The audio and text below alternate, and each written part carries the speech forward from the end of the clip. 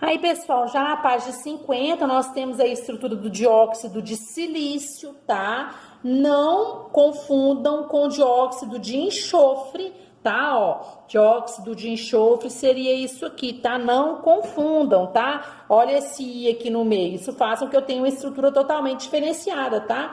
Teve gente entrando em contato comigo confundindo, né, essas duas estruturas. Não pode. Tá bem? Aqui fala do dióxido de silício e fala da estrutura de Lewis para uma molécula de dióxido de silício. Aí você pensa assim, nossa, mas por que seria essa estrutura de Lewis? A gente já viu isso também, eu falei sobre isso com vocês. Mas vamos relembrar? A estrutura de Lewis, ela mostra pra gente o quê? É aquilo que a gente estava fazendo lá atrás, né? Ela mostra pra gente os elétrons que participam aí das ligações, as interações entre os átomos, tá bom? Lembrando que o oxigênio, como é um elemento lá do grupo 16 ou 6A, ele tem 6 elétronzinhos aqui na camada de valência, tá certo? E o silício é do grupo 14 ou 4A. Tá? Então, ele tem o quê? Ele tem 4 elétrons na camada de valência, igualzinho o carbono, tá bom? Então, o que que vai acontecer aqui, ó? Vai acontecer isso aqui, ó. Olha só. Olha só que interessante. Desta forma aqui, tá? Então, o que que nós temos? Que tipo de geometria que nós temos aqui? O dióxido de silício, ele apresenta geometria do tipo linear, tá? Por quê? Porque ele é uma molécula formada por 3 átomos, onde o meu átomo central não possui elétrons livres, tá? Não confundam silício com enxofre, tá? Não confundo, isso é uma coisa, isso aqui é outra coisa, tá certo? E aí, ele pede para que a gente assinale a alternativa que preenche aquilo que corretamente preencha as lacunas do texto, né? Então, ele quer uma molécula que se comporte parecido com SiO2, quer dizer, tem que ter geometria linear, tá certo? A gente vai direto para a letra E. Por que a gente vai direto para a letra E? Lá nós temos o CO2. E aí, lembra que eu falei para vocês que o Si tinha 4 elétrons na camada de valência, porque ele era lá do grupo 14 ou 4A, igualzinho ao carbono? Então pronto, o comportamento do silício com 2 oxigênios e do carbono com 2 oxigênios, na hora de formar a estrutura e de favorecer uma geometria, vai ser o mesmo aqui do carbono, tá certo? Então a gente vai de letra E, ok? Vamos para número 5 aí, finalizando as atividades do PET, e fala da amônia, né? E tem aí algumas alternativas que nós vamos escolher aquela que melhor esteja dentro aí, trabalhando as propriedades da amônia. Vamos montar aqui, né, a estrutura, né, que demonstra a geometria aí do átomo, da molécula de amônia, né? Então, vai acontecer desta forma aqui, né? Vamos mostrar aí os elétrons que participam. O que que nós temos aí, então? Olha o que que nós temos. Deste jeitinho aqui, né? As ligações, as interações ocorrendo e sobrando aí um par de elétrons no átomo central. Então, a gente tem o quê? A gente tem aqui a geometria, né? Piramidal, ok? Piramidal, tá certo?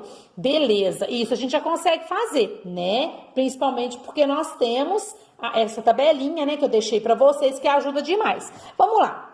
Letra A. A geometria molecular corresponde a um tetraedro regular? Não, não é um tetraedro, né? A geometria tetraédrica é quando eu tenho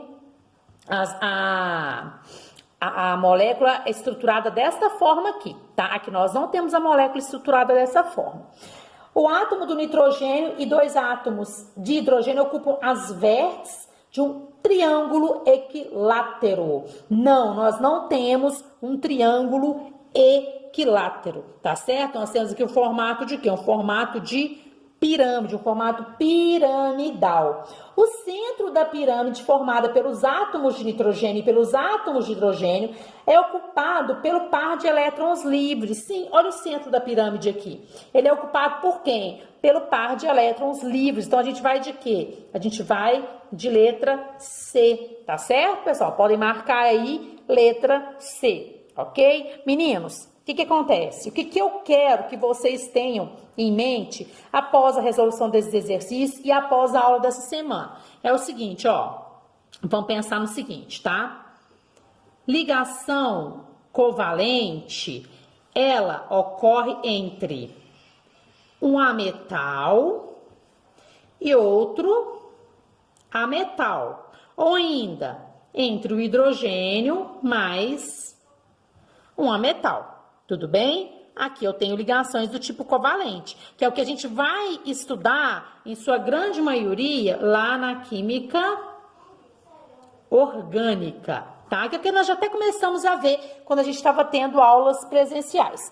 Como reconhecer um ametal na tabela periódica? Pessoal, a tabela periódica, ela vai ter algumas classificações que vai ser da seguinte forma que vai funcionar. Ó, guardem aí, nós temos quem? Nós temos os ametais, tá bem? Nós temos os metais, tá? Nós temos os gases nobres, ok? E nós temos o hidrogênio, tá? Uma das classificações dentro da tabela periódica, né, são essas 4 aqui. Ametais, metais, gases nobres e hidrogênio. Vamos reconhecer isso aqui? Olha essa tabelinha aqui, deixa eu mostrar para vocês. Os gases nobres, ó, são esse grupo 18 aqui, ó. Tudo que tá aqui é gás nobre, tudo bem? Aqui estão os gases nobres, ok? O hidrogênio tá aqui, beleza? Os ametais, quem são os ametais? Deixa eu dar uma dica para vocês guardarem aí. Quem são os ametais? Vamos fazer assim, ó. 1, 2, 3, 4, 5. Correto? Começando aqui. E aí, lembrando que desse lado aqui eu estou falando dos gases nobres, tá? Aqui eu vou. 1, 2, 3, 4. Aqui. 1, 2, 3. Aqui. 1, 2. Aqui, 1. O que eu fiz? Vamos visualizar aqui. Eu vou riscar, ó. 5. Tá, ó, 1, 2, 3, 4, 5. Esqueci de marcar aqui o boro, tá? Aqui nós temos, ó, cloro, enxofre, fósforo e silício. 4. Bromo, selênio e arsênio. 3. Iodo e telúrio. 2. Aqui nós temos o astato, ok? Olha o que nós temos então, ó. 5, 4, 3, 2 e 1. Esses elementos que eu marquei aqui, ó, são os meus ametais, ok?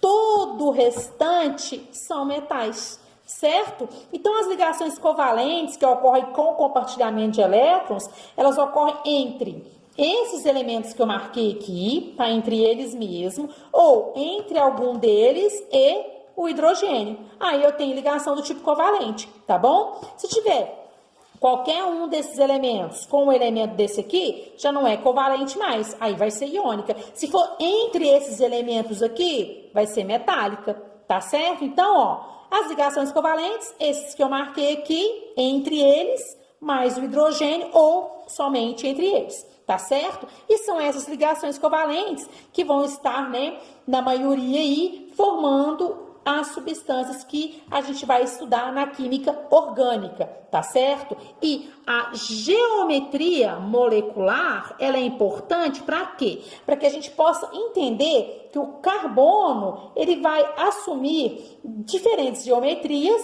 dependendo de quem estiver ligado a ele, do ligante que estiver ligado a ele, das ligações, do tipo de ligação que ele estiver fazendo. É isso que é importante para a gente, tá bom? Pessoal, após a correção desses exercícios, tá? Eu vou deixar para vocês uma revisão da química orgânica, que a gente já começou a ver isso, tá? Vou deixar uma revisão de química orgânica para vocês e vou deixar uns exercícios bem assim, embasadores mesmo, tá? Pra gente começar a fazer e já começar a discutir aí os conteúdos de orgânica, tá certo? Não deixem de assistir todos os vídeos. Tá bom? Tudo que eu deixar para vocês. Vou deixar o roteirinho, sigam aí o roteirinho, tá bom? Qualquer dúvida, eu fico aí à disposição de vocês. Um abraço.